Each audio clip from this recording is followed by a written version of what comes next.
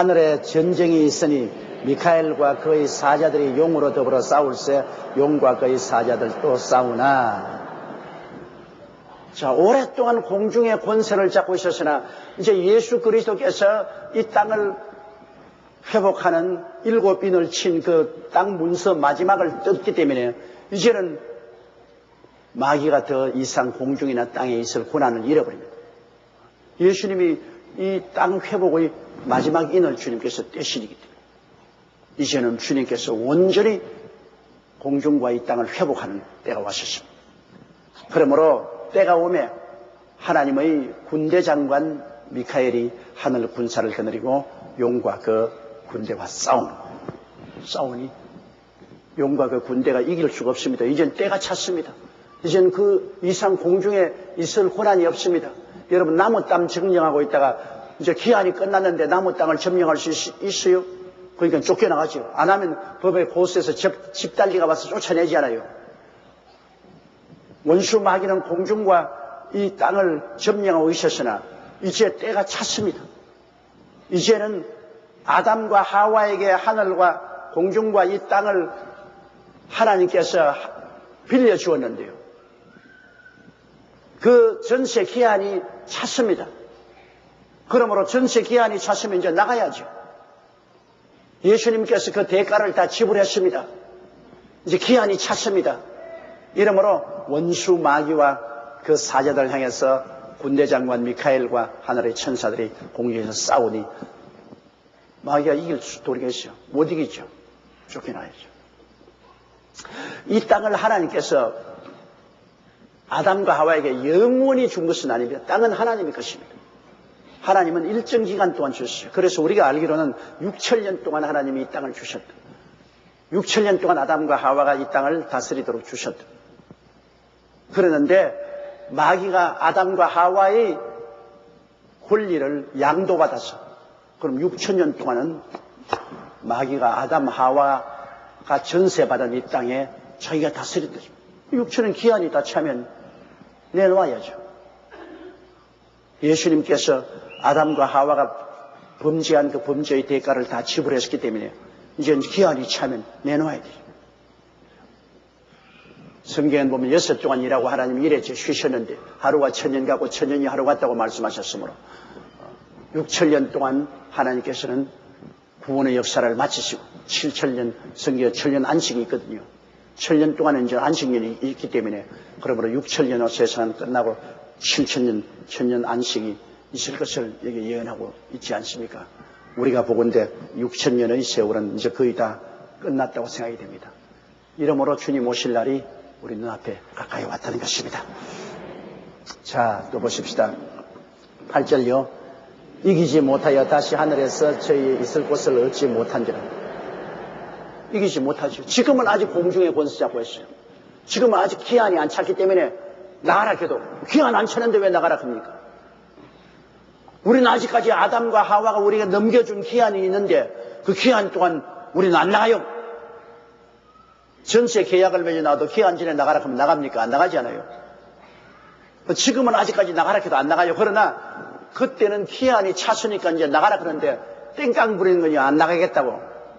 그러니까 쫓아내버리면 미카엘과 그 천사들이 와서 싸우니 기한이 찼는데 법적으로 있을 수 없으니까 쫓겨났죠. 거의 이기지 못하여 다시 하늘에서 저희 있을 곳을 얻지 못한지라. 9절요. 큰 용이 내어 쫓기니 옛 뱀꽃 마귀라고도 하고 사탄이라고도 하는 온 천하를 꿰는 자라. 땅으로 내어 쫓기니 그의 사자들도 저와 함께 내어 쫓깁니다. 자, 하늘에서 공중으로 내어 쫓기고 공중에서 이제는 기한이 차니 땅으로 내어 쫓기고 그 다음 땅에서 불과 여왕으로 타는 못으로 내어 쫓기고 참 가련한 신세가 되었습니다. 하나님을 반역하면 결과는 내어 쫓기는 것밖에 없어요. 그런데 이 온 천하를 꿰던 자라 했습니다. 이 공중의 권세한 원수 마귀는 온 천하를 미혹해 했습니다. 꿰는 겁니다. 여러분, 온 천하가 지금 마귀의 술에 취해가 정신이 없어요. 왜? 하늘과 땅과 세계와 그 가운데 모든 것을 지으시는 하나님이신데 온 세계가 하나님을 아나요? 마귀에게 얼마나 철저히 미혹을 당했던지 온 세계는 하나님을 몰라요. 완전히 미혹당했어요. 하나님을 보는 눈이 없어요. 예수 그리스도가 오셔서 십자가에 못 박여 죽었다가 부활하셨는데도 불구하고 그리스도를 보는 눈이 없어요. 마귀에게 미혹당한 것입니다. 온 천하가 미혹당해서 멸망으로 가고 있습니다. 사람들은 마귀에 미혹당해가지고서 무신론자가 있는가 하면 인본주의자가 있고 그 다음에는 이방신을 섬기고 귀신을 따르고 하나님은 알지 못합니다. 여러분은 그 마귀의 무시무시한 미혹에서 성령의 능력으로 정신이 깨어나 예수 그리스도를 구주로 알고 하나님을 믿게 된 것은 기적입니다. 마귀의 미혹이 얼마나 심합니까? 그런 무시무시한 미혹 속에서라도 성령의 깨우침을 받아서 예수를 믿고 구원을 받았다는 것은 이게 놀라운 일인 것입니다. 이게 보통 놀라운 일이 아니에요. 이건 기적 중에 기적인 것입니다. 나나 여러분이나 정말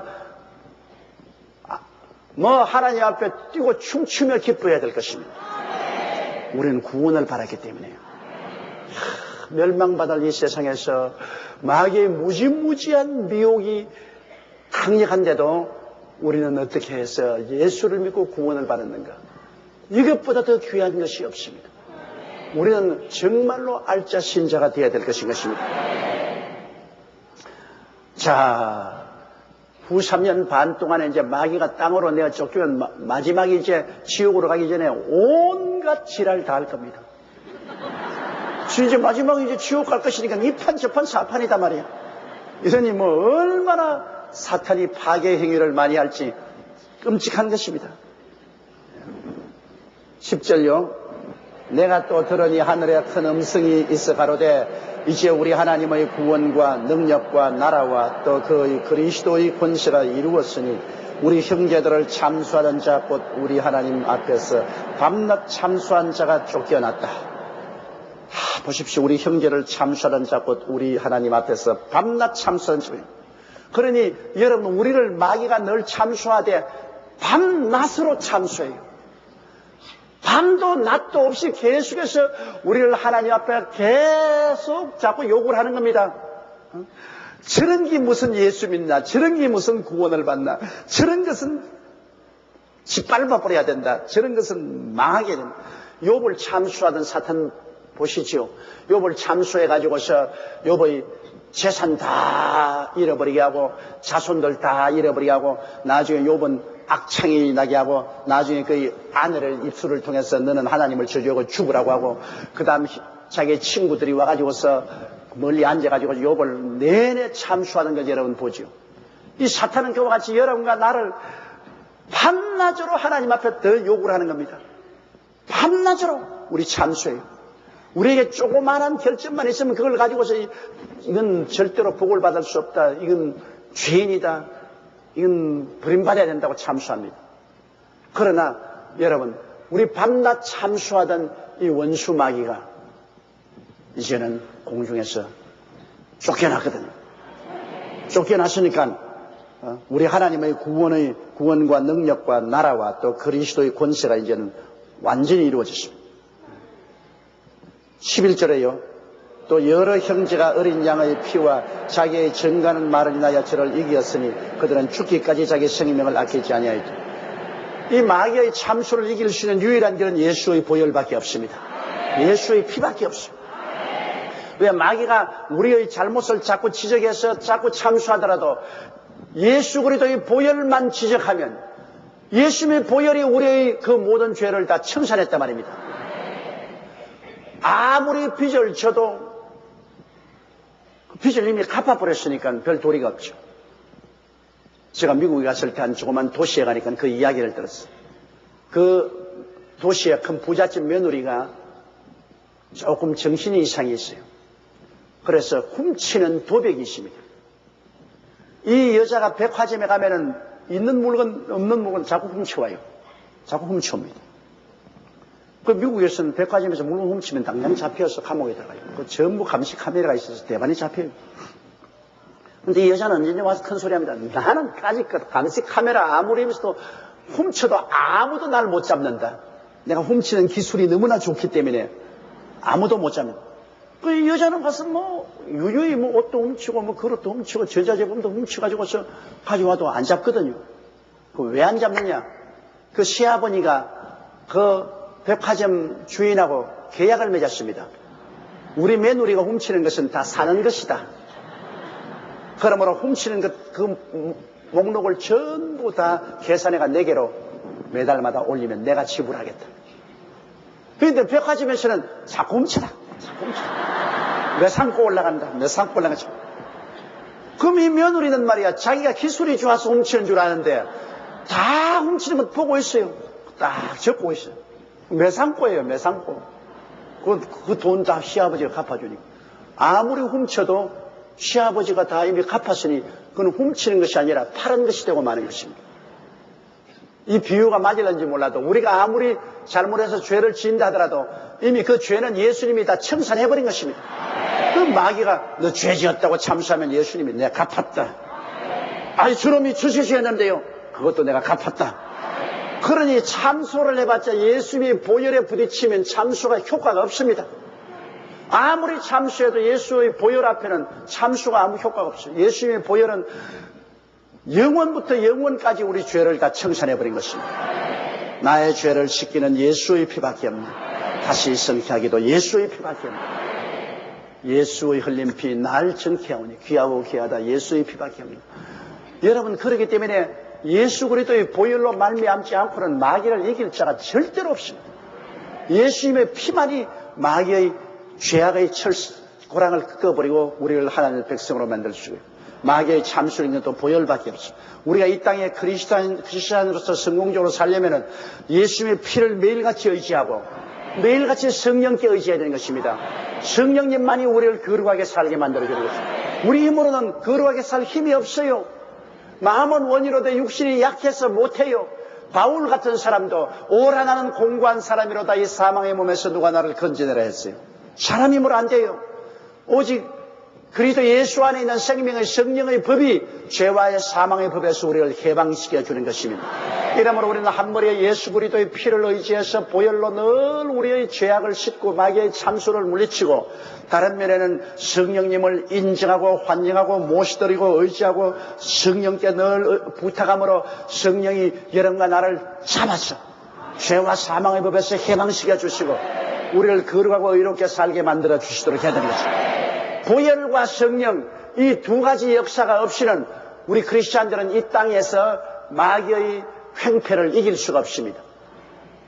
끝까지 보혈을 의지하고 끝까지 성령을 의지하면 원수 마귀는 아무리 와서 우리를 치려고 해도 칠 수가 없게 되는 것입니다. 그러므로 어린 양의 피와 그 증거하는 말로 저를 이겼다. 우리 예수 믿는 사람들은 끊임없이 어린 양 예수 그리스도의 피를 주장하고 그리고 나는 예수 그리스도를 믿는다는 그 당연한 고백을 해야 되는 것입니다. 희미하게 하면 안 돼. 마음에 믿어 의에 이르고 입으로 시인하여 공언에 이르기 때문에 예수 그리스도가 내 구주된 고백을 단호하게 해야 돼요. 보혈을 의지하고 어두워서가 나 예수님이 나의 구주요. 나는 예수 믿는 사람이다. 그리고 죽기까지 목숨을 아끼지만 마음을 다하고 뜻을 다하고 정성을 다하고 목숨을 바쳐서 주님께 충성을 해야 돼요. 하나님 아버지와 어린 양 예수 그리스도에게 우리가 전적으로 헌신하고 충성하면 원수 마귀는 우리에게 들어올 틈이 없는 것입니다. 우리가 하나님도 섬기고 세상도 섬기고 이렇게 하면은 마귀가 들어올 틈을 내주죠.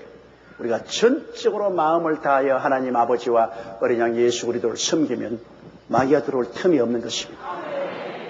보혈을 의지하고 단호하게 입으로 예수 그리스도를 시인하고 그리고 하나님 아버지와 예수 그리스도를 중심으로 섬기고 보혜사 성령님의 도움을 끊임없이 구하면 우리는 성공적인 신앙생활을 할 수가 있는 것입니다. 따라 말씀했어요. 보혈을 의지하자. 성령님을 의지하자. 이거 아니고는 여러분 우리가 신앙생활을 할 수가 없는 것입니다. 그 다음 12절요. 그러므로 하늘과 그 가운데 거하는 자들은 즐거워하라. 그러나 땅과 바다는 화 있을진저 이는 마귀가 자기의 때가 얼마 못된 줄을 알므로 크게 분내어 너희에게 내려갔음이라더라. 자, 하늘과 그 가운데 거하는 자들은 누굽니까? 예수 그리스도께서 공중에 강림하실 때 부활해서 올라간 사람들은 다 하늘과 그 가운데 있습니다. 공중에 권세 잡은 원수 마귀가 있던 그 공중은 미카엘과 천사들이 와서 다 마귀와 귀신들을 쫓아내시고 그 자리를 정하게 해서 무엇으로 만드느냐? 어린 양의 혼인잔치장으로 만들어버리고 마는 것입니다. 지금 마귀가 점령하고 있는 저 공중, 그 공중은 나중에 우리가 하늘에 올라가서 그리스도와 만나서 7년 동안 혼인잔치할 잔치장으로 변화되고 마는 것입니다. 마귀도 내 말을 듣고 있을 거예요, 지금 그거 보좌를 펴고 큰 소리하고 온 천하를 꿰고 있는 그 자리가 얼마 있지 않냐면 혼인잔치장으로 변화되고 마는 것입니다. 그러므로 하늘과 그 가운데 있는 자들은 이제 편안하죠. 마귀의 권세가 다 쫓겨났으니까. 그러나 땅과 바다와 그 가운데 있는 사람들은 큰 화입니다. 마귀의 때가 이제 얼마 안 남았습니다. 이제 후 3년 반 지극히 짧은 시간 동안 이 땅에서 난동을 피우다가 무진행으로 쫓길 터이니까 이젠 자기 때가 얼마 남은 줄 알고 마귀는 분을 내가지고서 이성을 다 잃어버리고 이제는 뭐 죽기 아니면 살기로 발부둥을 치고 도시절하고 죽이고 멸망시키는 일을 하게 되겠습니다. 그렇기 때문에 7년 환란 동안에 후 3년 반에 가장 격렬한 시련이 인류에게 다가옵니다. 구원받지 못한 사람들은 마지막으로 불과 유황으로 못에 던지겠지만은 마지막 불과 유황으로 못에 던지기 전에라도 후 3년 반 동안에 이 땅에서 마귀에게 당할 시련은 이루 형언할 수 없습니다. 마귀는 분내어서 그냥 있는 힘을 다하여 유대인들을 박멸하려고 하는데 유대인 중에서 계시록 11장에 성전에서 자로서 재인 것처럼 하나님의 합당한 사람들은 베드라성으로 다 옮겨버립니다.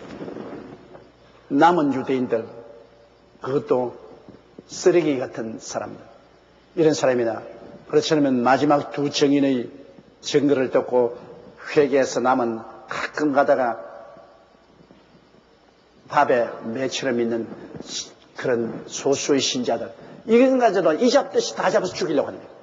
자, 유대인들이나 예수의 흔적만 있는 사람은 다 잡아 죽이려고 그 원수 마귀는 어마어마하게 압력을 가하는 것입니다.